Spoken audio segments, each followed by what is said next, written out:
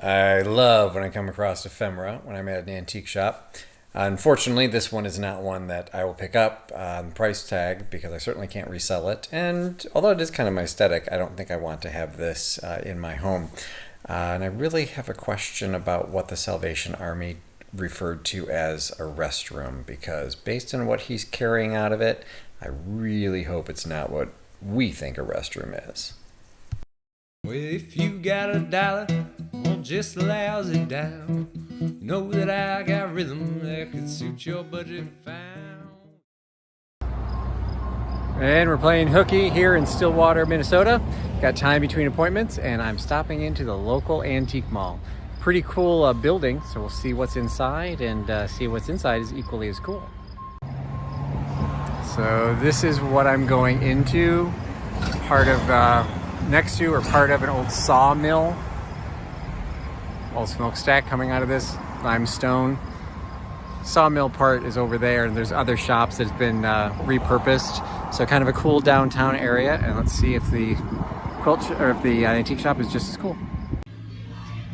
So I was trying to figure out the best way to make a video in this antique shop because it's fairly busy. Don't want to get other people in my shots. But this little corner came down the set of stairs and I came into this, and there is just so much cool stuff in here. I think I'm gonna do my video right here. You're right at the base of the stairs, you got this cool pedal truck. Super, don't quite know what that says. Let's see.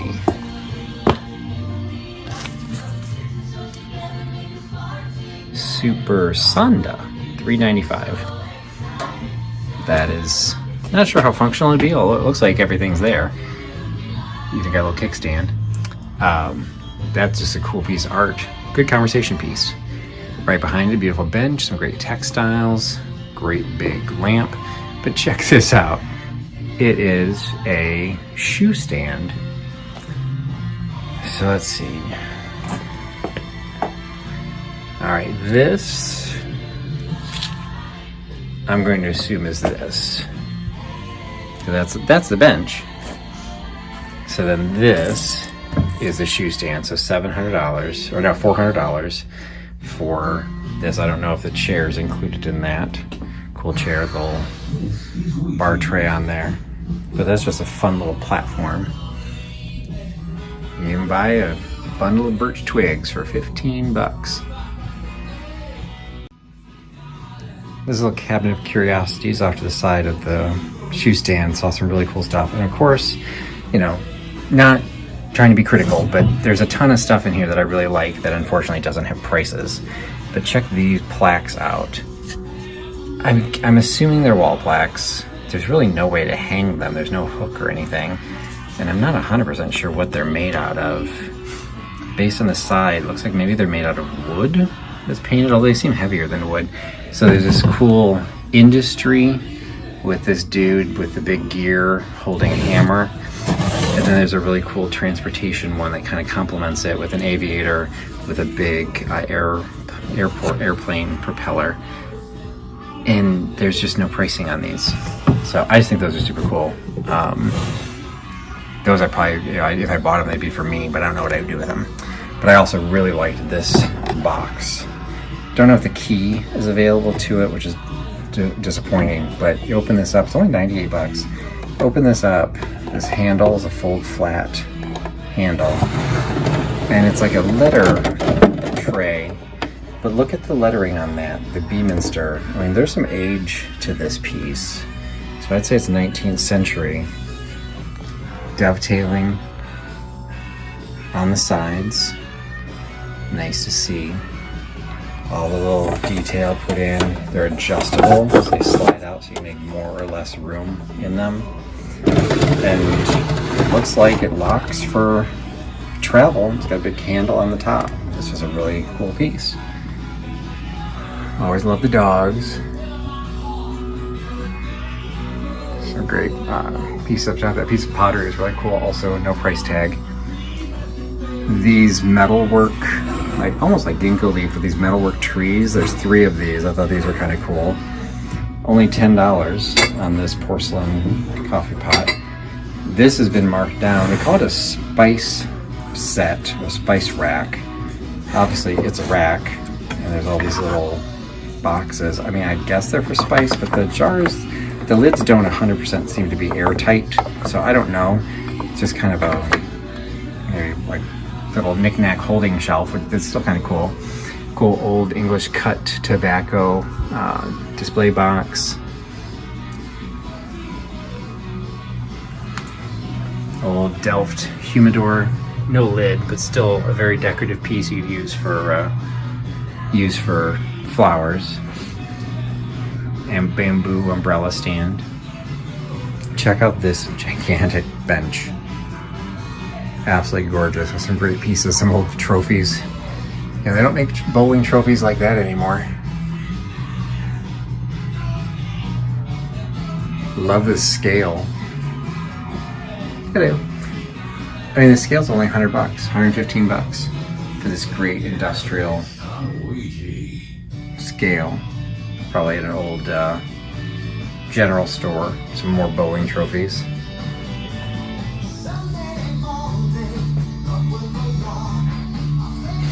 Turn around, try to go too close, too quick. But I thought this was a beautiful piece, a dentist cabinet. At least I think that's what would be considered. Let's see. It doesn't say $1,200, but it's got the porcelain lining, so it'd be for something medical. And these little short trays. Oh wait, what does it say? Gingival trimmers, tooth sleuth. Okay, that's disturbing. Chisels. Something I'm getting used to. We are in Minnesota, so home of hunting and taxidermy, or taxidermy wannabes. Great outdoor stuff, great saddle. I think great decorative piece, only $175. That looks cool. Great metal work. And more taxidermy.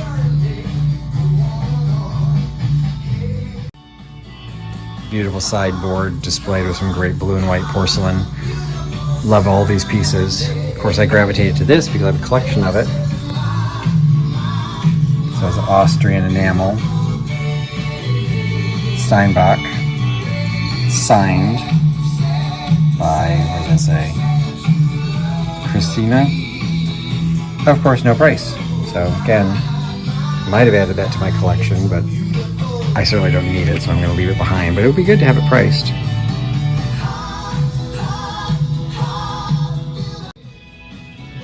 Just what everyone needs in their home. Your frame of reference, that's the height of a regular table there. So he's approximately 5 feet tall. More taxidermy.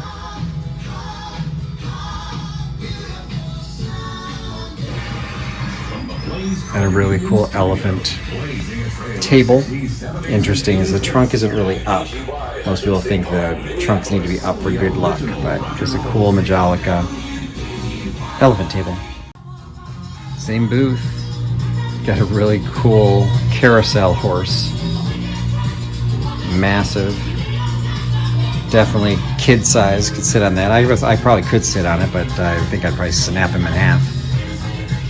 $975. Beautiful piece of art. This one's marked as a dentist cabinet.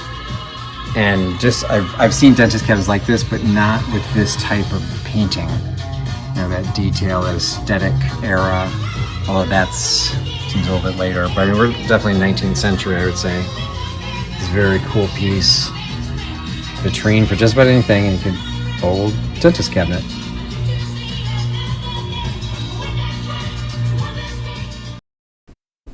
So this is kind of a cool item. It's, I don't know if they made this or if, maybe it was just mass manufactured this way, but it's like an 18th century style dress wrapped around like a knickknack shelf or a bookshelf.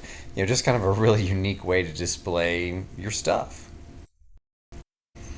I was really attracted to this shelving unit. There's all just kinds of cool stuff. That's what I like all these great pieces of brass.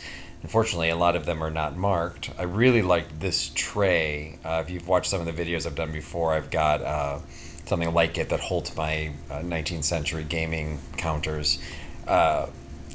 All of these pieces, some of them are older than others. I really like this kind of a cool wood-lined box. $10, that's actually a really good price, so it was encouraging that some of this stuff might be really nicely priced. Fortunately, a lot of it wasn't. Thought this was fun. Not really sure on the age of it, but I think there is some age. But it's like a little shadow box where they took all of these uh, little tin toy soldiers and put them in like a little campaign. And $48, kind of a unique piece.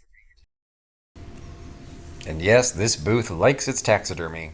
But hey, we got the Mississippi River right outside the door, so we've got a boat. I'm not quite sure how seaworthy it is, but we've got a cool chandelier, and hey, look, more taxidermy.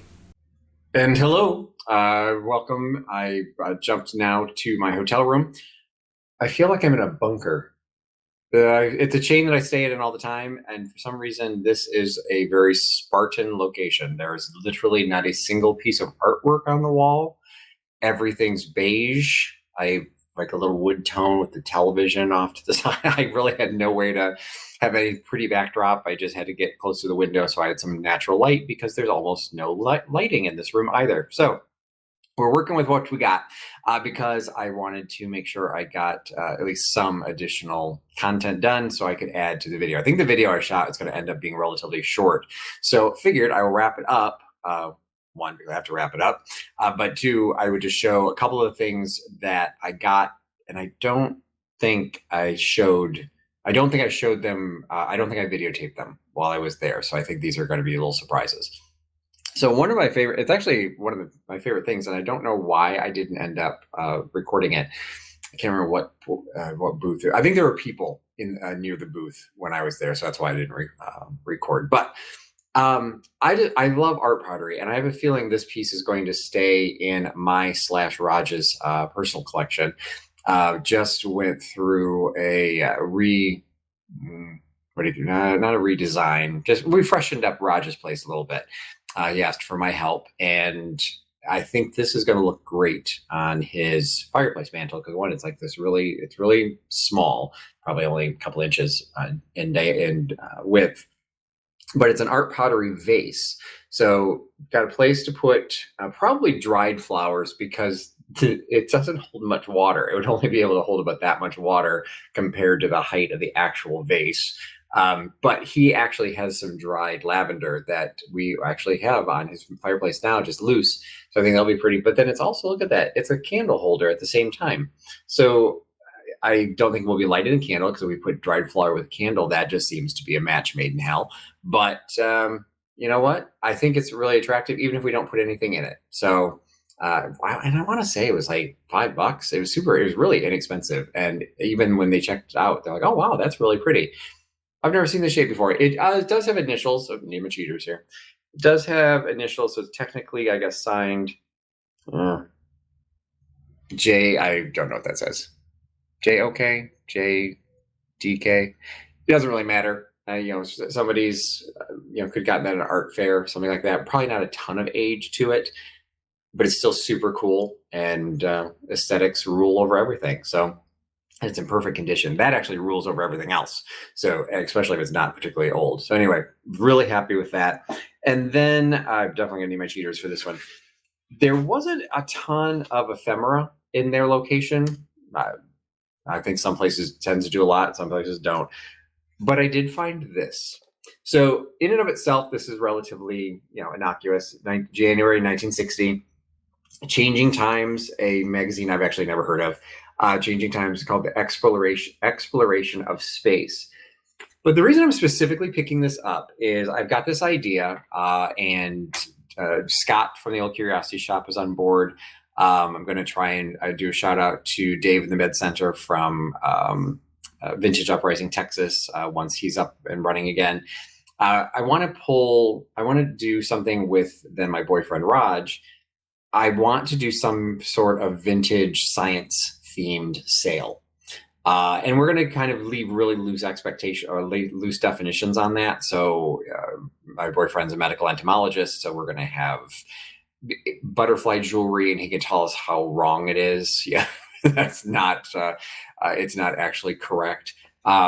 I send him memes and things all the time. He just responded to one I sent him this morning, and he said that's not a monarch butterfly because in the video they said it was a monarch butterfly.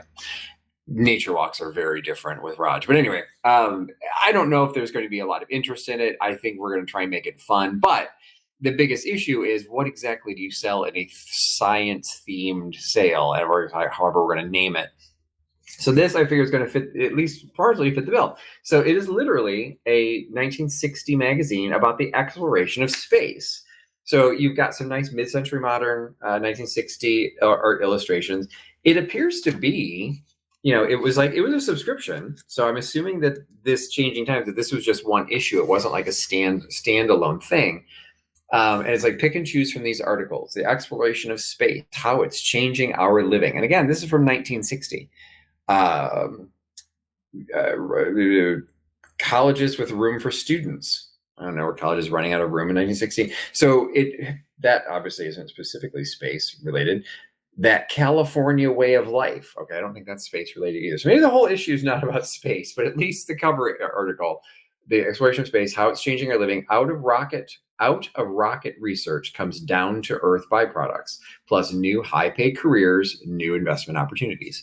So this will be something, again, it wasn't particularly expensive, and I don't think it will necessarily sell for a lot, but it captures a time. It captures, again, some cool illustrations. What's this one say? How con men, we're not going to say that out loud. So it's like our language has changed a little bit since 1960.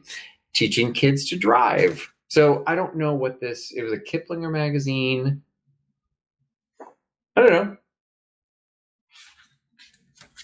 I just thought it was an interesting pickup, and I really wasn't picking that much up. And I really did like that antique mall. So if you're ever in Stillwater, I definitely head to the downtown area. I really did not have a lot of time on this trip. I was technically on a business trip, and I just kind of grabbed a long lunch to do that video. And I did not make it to the other. There's kind of like a long strip in the of what makes up downtown Stillwater.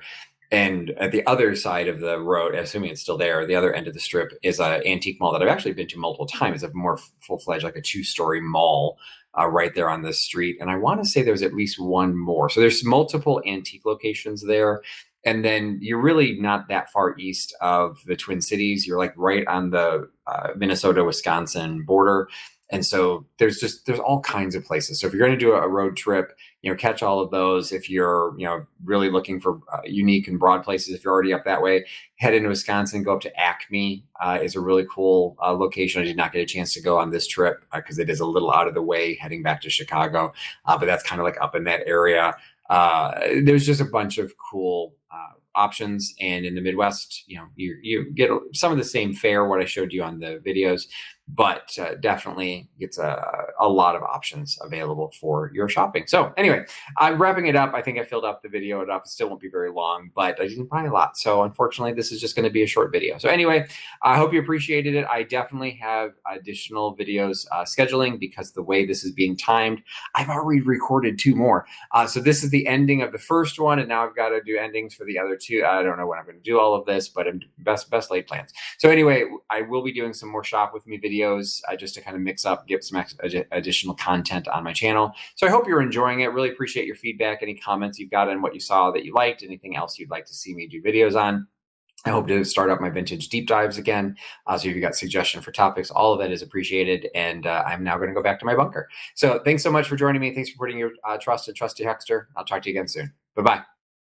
Give me a good deal on something I can use. Make me an offer that I just can't refuse. When that sunrise in the morning and there's nothing there to do, will probably be the last time I see you.